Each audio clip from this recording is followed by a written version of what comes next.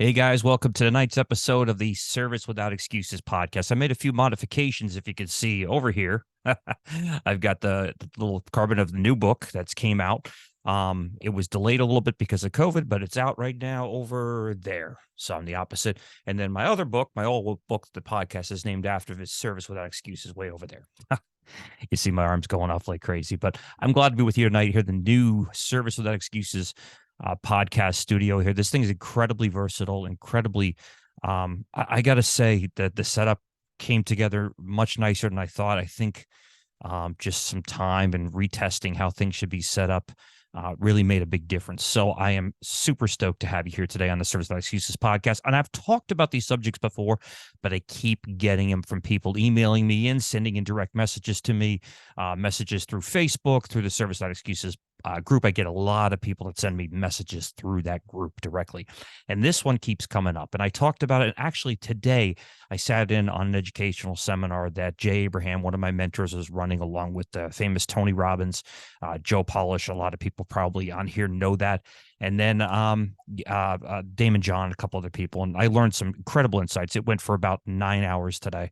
And there was a bunch of stuff. And actually, this was a topic of this discussion today was strategy and tactics. And, I mean, they really kind of went much more of a deep dive into it, but we're going to go a little bit into it right now so you kind of know what it is. So they both are very important. Tactical things are very important, just like strategic things are very important. For instance, tactical, if you have a service company, tactics are your operations, your day-to-day operations, your tactical stuff in the doing of the job, the running of the job, the logistics of the job, the refilling of cleaning solutions, the ordering of product, ordering of inventory. All those things are really part of a tactical approach. But when you look at things from a standpoint of planning and you've got to look at the short-term and long-term efforts of your business and where you want to be, that's the strategy behind it. Now, I always use this, and I've used this analogy many times, and you've probably heard this analogy from a lot of the people because it's a really good one. Um, Battle going into war, a military standpoint. If you had a tactic of just lining up in the front and waiting for the first line of soldiers to get mowed down, that's a tactical approach. There's not much to it. Get there in the front.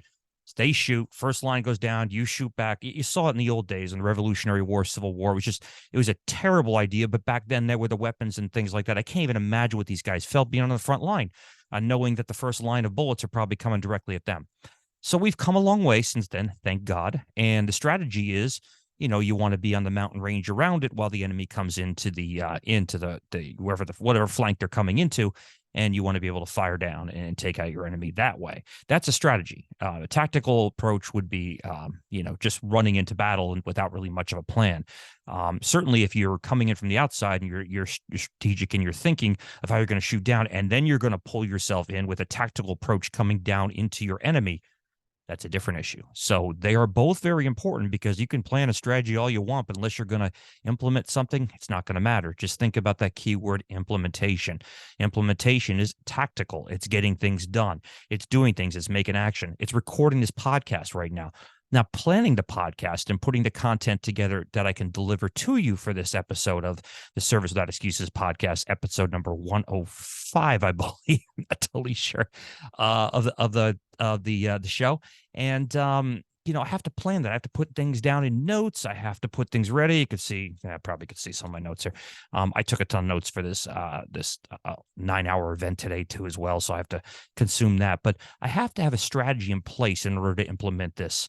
Now, I've been told I have the quote unquote gift of the gab, which means I can talk and I can continue to talk, and that made me a pretty decent salesperson and be able to do that. But if I am not strategic in my thinking, I will be silent to you. I can tell you I'm not a natural born outgoing person. It may seem like that to some of you, but I am not. If I'm not planning my strategy out before I get on this microphone and before I launch a podcast, it's going to suck. I promise you. And it may suck anyway. But at the end of the day, you're, learning something here and getting the ability to plan things out and learn that you have to plan them out before implementation is crucial to you. So they're both very important in their own right. There is no one before the other. If I was to pick a personal thing, I think strategy is slightly more important to me because I'm a planner. I think about things. I take notes. Listening to this 9-hour course today required me to sit there and listen to it and take about 5 pages of notes. Big note taker. My penmanship sucks, but I know how to I know how to read it. And there was a lot of good ideas there, a lot of stuff we were talking about going to the future. I belong to different groups and different organizations and masterminds and some high-level groups that we discuss the future. This one today, they talked about it, but it wasn't really something I know. But I kind of have an idea talking and belonging to different groups, where the economy, where the market's going to go, and where we should put things into. And I just discussed this. If you were on our private client coaching group yesterday and you listened to the call, the actual replay, it's about 30 minutes or so long, and it was kind of my end of the year summary and where I think we're going to go. And honestly, when I'm listening to these guys today and they were talking about it, it was just about on the same border of it. And that's where I'm going to talk a little bit about tactics and strategy going into next year. We are in a downturn. I know it's painful and I know it's hard to see, but we are going to go through a little bit of turbulence here going into the next year. It happens. It's going to happen a little bit differently than I think we're used to. But at my age, you're used to seeing a few different depression. I have not gone through recessions. We've gone through a couple of them. It happens. I think I really subscribe to a lot of what the economists say. 2 quarters of negative growth is considered a recession, and we've had that a long time ago. So I think we're sitting in one, and I really do feel that right now. I think things are going to get a little bit bumpier. As I said in the podcast yesterday, or in the private client Q&A, I think we're going to be down like a plane diving down at a building. I think we're going to be able to smack the roof a little bit, but I think we're going to come back up. I don't think we're going to rip the roof off and it's going to be a full out, major issue, but I think it's going to be painful. I think there's going to be a lot of enemy bullets, if you want to call them, coming at you in your business this year. So I think you should be proactive. And this is a year to even spend more time fine-tuning the assets and fine-tuning your positioning. And it's not even what I said. They were talking about it the entire day today. You need to fine-tune your positioning and fine-tune the assets you have so you can squeeze as much juice out of you have so you can run leaner this year. You got to be able to run on a leaner program. I'm not saying you're not going to be as busy. There is a chance if you're in the service business, you actually might be as busy, or if not busier, because people are not going to be replacing things as much. So, you might have, when you deal with plumbing, they've got to replace the water heater. They got to replace the air handler or the boiler or whatever when it goes, because you can only do so many repairs to that before it becomes inefficient and stupid to do so. But you also have to look at the standpoint of, if you're a cleaning company in my sector where I'm cleaning tile, they're not usually going to replace their tile and grout or stone. It's too damn expensive, too damn hard, and too damn painful to take out and dirty and messy. But they're not going to replace their carpets. If you're listening to this in your carpet cleaner, they're not going to replace them as much. They're not going to spend as much money because the cost for those carpets and rugs have gone through the roof. So, and those guys, I feel for them. If you're selling carpets and flooring this year, it might be a little bit more of a bumpy ride. I'm not saying they're not going to sell them, but I'm going to say it might be a real big opportunity for service companies, home service companies this year, to do a lot more repairs, a lot more maintenance work, a lot more cleaning work. I think there's definitely some upside potential, upside leverage, if you want to call it, when it comes to the service side of the thing. I think there's going to be more of that going into it. But we're still going to all experience a little bit of this bumpy ride, whether the cost of our goods are too high, our cost of our supplies are much higher than necessarily they should be. But we're in the world we're in. We have to work within what we got. I always go back to the great Brian Tracy. You can't worry about what's going on around you, because you ultimately control your destiny and your future in front of you. And I have to agree with that. Yes, there are variables that make it very challenging and difficult, but that's being in business. That's running a company. That's driving that ship. That's if you're on a sailboat, that's moving the mast from side to side. It's no different. So this year, I think you want to be very strategic instead of as tactical. Maybe invest a little bit less of growth as you did in the past. I'm not saying hold back. I am saying strategic wise, you want to maintain your marketing. I think if you're maintaining a lot of marketing, you may want to switch it around a little bit.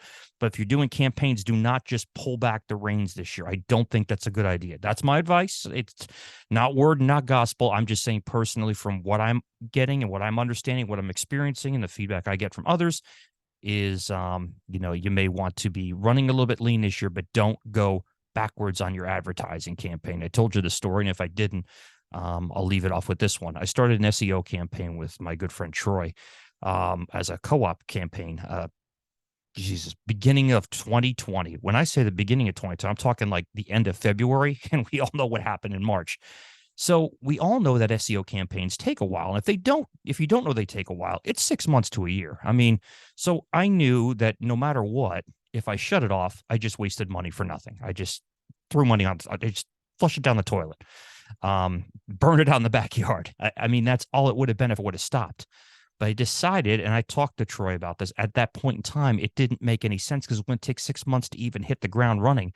And I thank God I did it because it's my number one source of new and existing revenue next to the review management process systems that we have in place here at our service company. So, I mean, if I had stopped doing it, I think I would have been in a lot worse shape.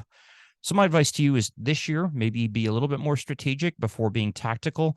Think about what you're going to do a little bit more before you go and implement things and do things go. Same thing with your marketing. Be very strategic with your marketing, getting things going, and do not shut the lights off. It is not the time to do that.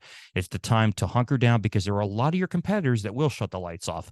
And when they do, you're a freight train blowing through the tunnel with the bright light will be the rectifier at the end of the day when it comes to your business growth and kind of dominating your market. So, guys, I want to thank you so much for listening to this podcast today. It's strategy and tactics with a couple little variables and a little bit of predictions and ideas and my advice to your service business going forward. I appreciate the listens and all the downloads. You can check out our website at robmlyon.com. I should say my website is robmlyon.com.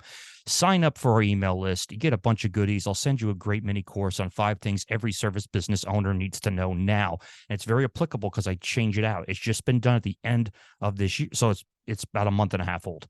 So it's applicable to what we're coming into right now and things you really need to focus on. Every year I redo this course. That's about 25 minutes in length.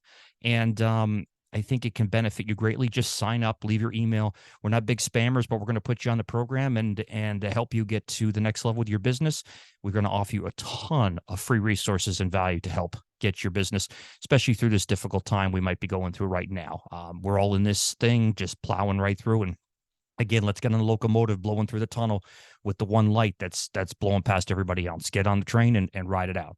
All right, guys, enjoy, and I will see you tomorrow. We have a great interview with the legendary Bob Berg, the Go-Giver, and a whole. I mean, I am so stoked to have him on. He's a brilliant, brilliant man.